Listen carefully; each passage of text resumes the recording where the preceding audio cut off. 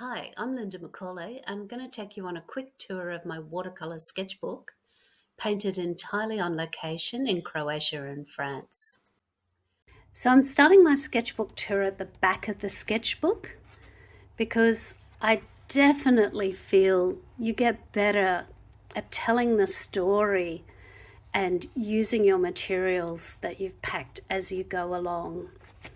Most of these were done with my family, so I haven't necessarily chosen the scenes as these are the views from where we were eating.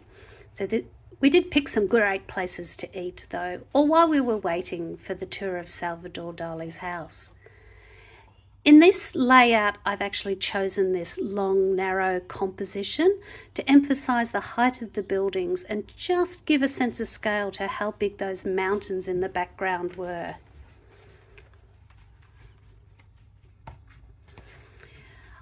I put in the flowers because it was a beautiful time in France with lots of gorgeous flowers. It was actually quite hot. And again, this is a good example of where I've done the painting. So this was 15 minutes while we were waiting to be picked up.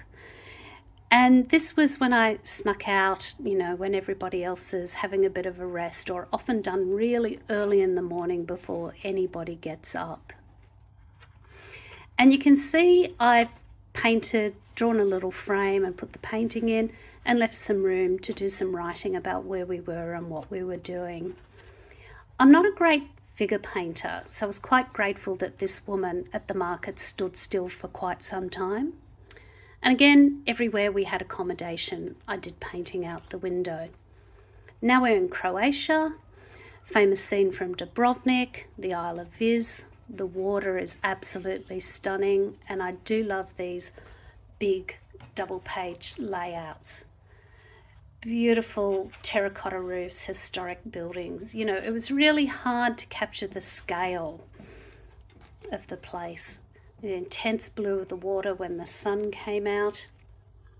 With this layout, I wasn't that happy. You can see I've got two different scenes, and it feels too crowded compared to the rest of the book, where I've made smaller pictures and left more space in between them. I don't really feel this does it justice.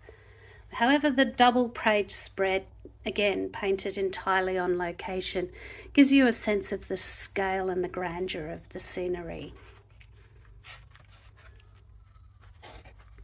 On cloudy days, I tended to do more pen and wash because it's really hard to see the contrast.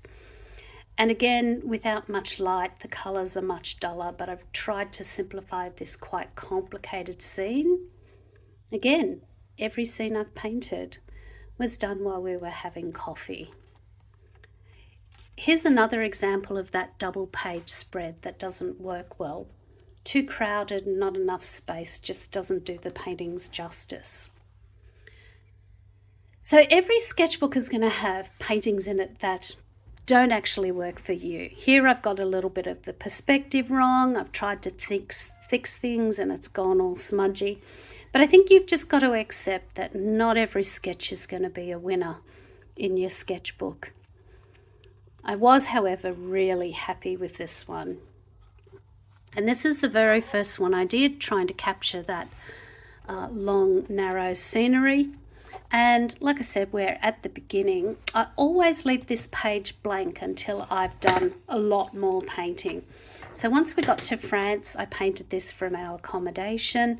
And by this stage, I got a feel for the book, the paper, the materials I had. And I was able to paint this, which really captured the sort of hot.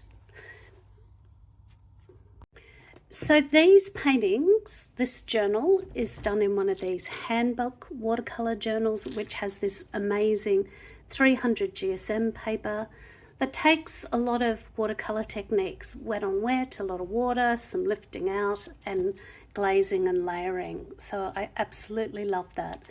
And I've bought all these journals myself, so if I'm recommending them, I'm telling you because they work. This is the little palette that I took with me. I filled up the wells of colour. I didn't take any spare paints at all for the 3 weeks that we were away. I just used this palette, a little expandable cup, a spray bottle for wetting before I started, a couple of travel brushes and aqua brushes that you can fill up with water so you can just wet something and use it without having to take water with you.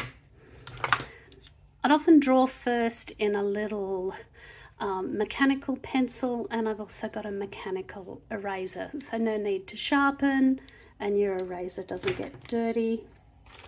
Always take a packet of tissues with me, a white gel pen in case I've made any mistakes, I can go over that, and a little ruler. So this whole kit fits into my pencil case